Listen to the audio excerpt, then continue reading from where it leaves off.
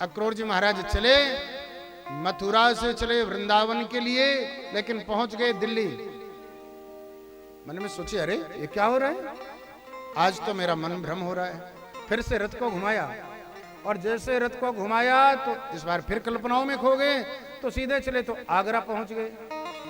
अब फिर से रथ घुमाया तो प्रातः काल के चले हुए अक्रूर जी महाराज सायंकाल गोधूली के वेला में अभी अभी गैया चरा के भगवान पधारे हैं, भगवान के चरण चिन्ह रेत में पड़े हैं। उस रेत को उठा करके अक्रूर जी महाराज माथे पे लेप करने लगे, सीने पे लगाने लगे, अपनी आंखों पे लेप करने लगे, भगवान से निवेदन करने लगे, हे विधाता आसाम हो चरण रेणु जुसाम हम श्याम वृंदावन किमपि गोलम लतौ सधीनाम। तूने अगर मेरा जन्म दिया तो वृंदावन में क्यों जन्म नहीं दिया, अरे मुझे वहां क्यों भेज दिया। अरे इससे अच्छा तो था अगर तू मुझे मानव न बनाता तो कम से कम गुल्म लतौ सधीनाम मुझे वृक्ष बना देता, जिससे कि भगवान के चलने के बाद चरणों की धूल मेरे ऊपर पड़ती और मैं भी कृतार्थ हो जाता। अक्रूर जी महाराज आगे बढ़े, नंद जी महाराज ने देखा तो आज अक्रूर जी की अगवानी करी है, कृष्ण बलराम को बुलाया, लाला देखो तुम्हारे काका जी पधारे हैं। जैसे कृष्ण बलराम ने देखा तो दौड़े दौड़े आए, काका जी को प्रणाम किया है।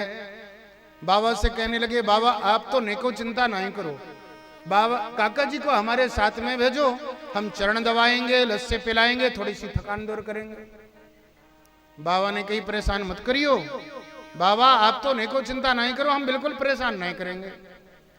आज भगवान लेकर के गए, अक्रूर जी को चारपाई में बैठाया, अक्रूर जी महाराज से पूछने लगे, हे अक्रूर मथुरा में हमें हमारे सगे संबंधी कैसे हैं, कुशलता सुनाओ। अक्रूर ने कोई जवाब नहीं दिया, और जब जवाब नहीं दिया तो भगवान कहने लगे, ऐसा लगता है कि मेरा प्रश्न ही गलत है। अक्रूर जब तक कंस रूपी महामारी उस मथुरा नगरी में जीवित है तो हमारे सगे संबंधी कैसे खुश रह सकते हैं। लेकिन अक्रूर इस महामारी का मैं अंत जरूर करना चाहता हूं, लेकिन क्या करूं, उससे मेरी मुलाकात नहीं हो रही है। अक्रूर जी महाराज ने कहा, कृष्ण कंस तुम्हें बुला करके धोखे से मारना चाहता है, मुझे इसीलिए भेजा है कि जाकर के कृष्ण बलराम को कहना कि मेला भराया हुआ है और निमंत्रण भेजा है, लेकिन उसकी चाल दूसरी है। भगवान ने कहा, अक्रूर अगर ऐसा सत्य है तो मैं प्रतिज्ञा करके कहता हूं कि कंस को दुनिया में अब कोई नहीं बचा सकता है। लेकिन अक्रूर इस बात को ध्यान रखना, भूल के भी बाबा से नहीं कहना। अगर कंस के चाल की बात तुमने बाबा से कह दिया तो बाबा फिर मुझे वृंदावन से जाने नहीं देंगे, और अगर जाने नहीं देंगे तो फिर मैं कैसे पहुंचूंगा उस पर। आप मात्र मेला की ही बात कहना, और जैसे मेला की बात आप कहोगे तो हम हट करेंगे बाबा से कि मेला घूमबे की ताई हम भी चलेंगे। अक्रूर जी ने वचन दिया कि ऐसा ही होगा।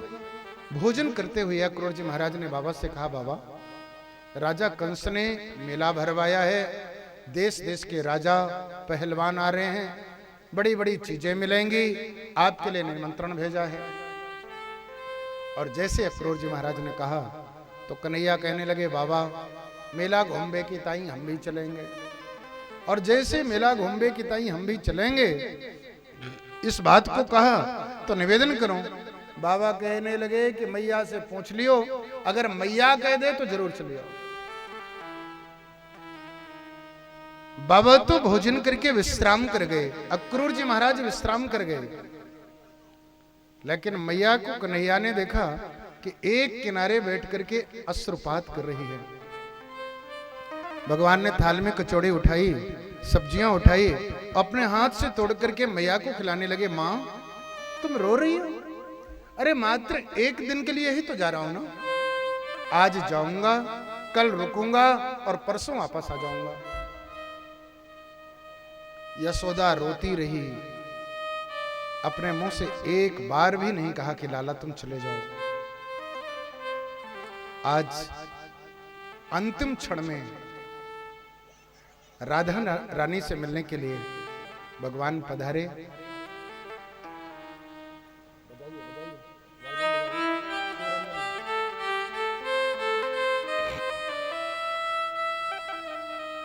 भगवान अंतिम क्षणों में राधा रानी से मिले। राधा से भगवान कहने लगे, राधा तुम्हें तो पता है ना कि अब मैं इस व्रज में, वृंदावन में वापस कभी नहीं आऊंगा। राधा कुछ भी नहीं बोल रही है, नेत्रों से मात्र अश्रुपात हो रहा है।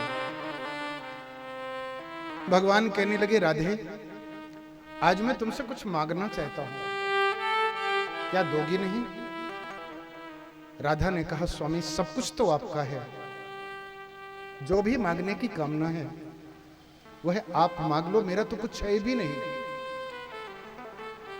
भगवान कहने लगे, राधे मैं मात्र इतना ही मांगना चाहता हूं कि तुम्हारे नेत्रों से अश्रुपात ना हो, क्योंकि अगर तुम्हारे नेत्रों से अश्रुपात हुआ तो उस अश्रुपात की बूंद में मैं डूब जाऊंगा और आगे कभी नहीं बढ़ पाऊंगा। इसलिए तुमसे हाथ जोड़कर मेरी इतनी ही विनती है कि तुम्हारे नेत्रों से अश्रु कभी न निकले।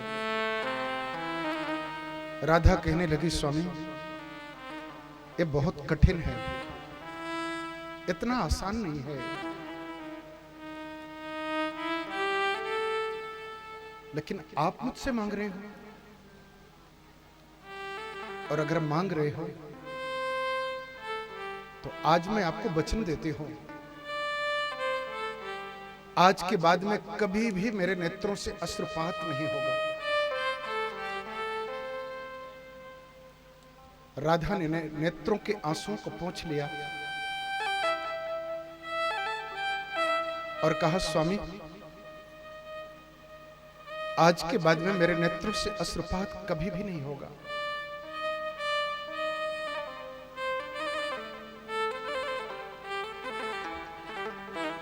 भगवान ने कहा, राधा क्या तुम मुझसे कुछ नहीं मांगोगी?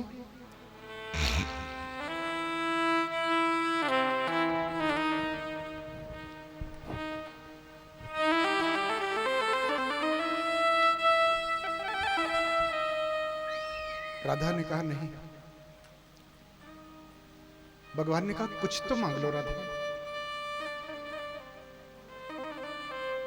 राधा ने कहा, नहीं स्वामी आपने तो सब कुछ दिया है,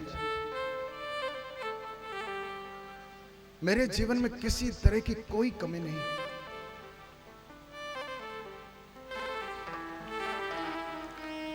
भगवान ने कहा, मेरी खुशी के लिए तो मांग लो। राधा ने कहा, दोगे? हाँ।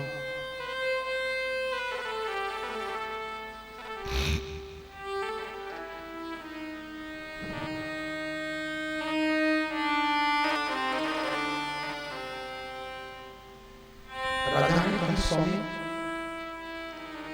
अगर देना चाहते हो तो मात्र इतना चाहती हूं मैं कि इस धराधाम को छोड़ने के पहले मेरे जीवन में एक बार आपका मुझे दर्शन हो जाए, इसके बाद ही मेरे शरीर से प्राण निकले, मात्र एक बार आपका दर्शन करना चाहते हैं। भगवान ने कहा, तथास्तु राधे ऐसा ही होगा। ऐसा भगवान ने कहा और राधा अचेत होकर के वहीं पे गिर गई।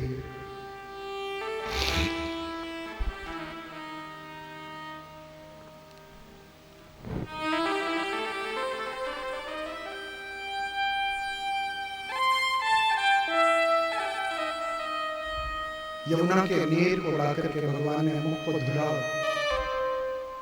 राधा को धैर्य बनाया,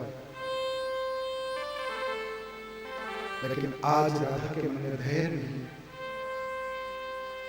ललिता को, विशाखा को बुला करके भगवान कहने लगे, ललिता राधा मेरी प्राण है, राधा का ध्यान रखना।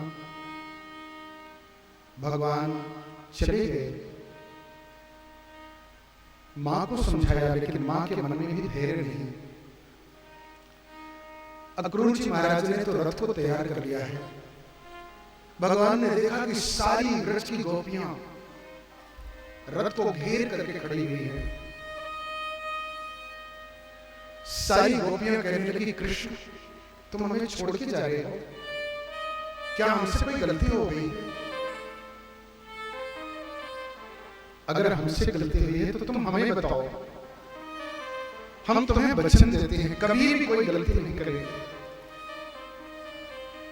एक गोपी कहने लगी, कृष्ण अगर हम तुमसे प्रेम करती हैं और तुमने हमें थोड़ा भी प्रेम किया हो तो हमारे प्रेम की सौगंध है, तुम हमें छोड़ के मत जाओ। एक गोपी कहने लगी, नहीं तुम जाना चाहते हो? गोपी तो रथ के सामने जाकर के लेट गई और रथ के सामने लेटने के बाद कहने लगी, अक्रूर चलाओ मेरे ऊपर से रथ तुम। अगर रथ जाएगा तो मेरे ऊपर से जाएगा, सबसे पहले मेरे प्राण निकलेंगे, इसके बाद में कृष्ण जाएंगे।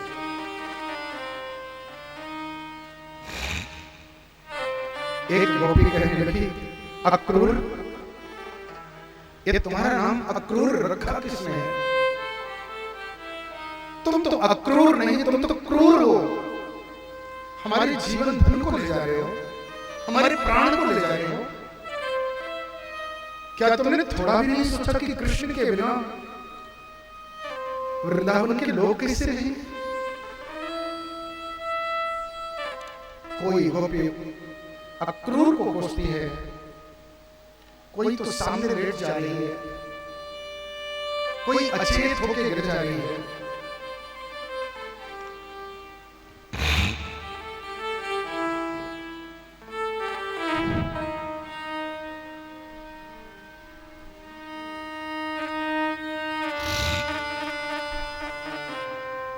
धीरे धीरे भगवान का रस चलने लगा, बढ़ने लगा।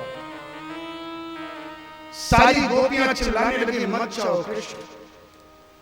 चिल्लाती हुई गोपियां तड़पती रही, लेकिन भगवान का रथ तो धीरे धीरे बढ़ा और जब तक उड़ती हुई धूल दिखाई दे रही है तो सारी गोपियां एक टक कृष्ण को देख रही हैं।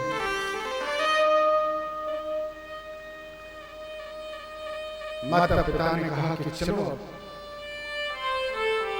घर की ओर चलो।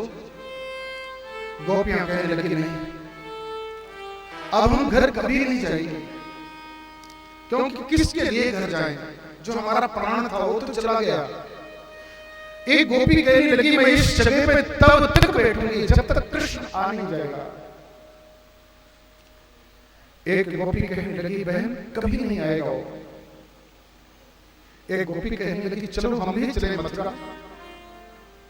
एक गोपी कहने लगी, नहीं अगर हमारी वजह से उसे कष्ट हो, हमारी वजह से उसे वेदना हो तो हमें बिल्कुल नहीं जाना चाहिए। अक्रूर जी महाराज अपने आप को कोस रहे हैं, धिक्कार है मुझे। श्री धाम वृंदावन वासी कितना प्रेम करते हैं कृष्ण को, और जबकि मैं जान रहा हूं कि ये अक्रूर के द्वारा कंस कृष्ण को बुला क्यों रहा है, इसके बाद भी मैं ले जा रहा हूं। भगवान समझ गए कि अक्रूर जी डरे हैं। आज अपनी महिमा जल के अंदर दिखाई। भगवान आ गए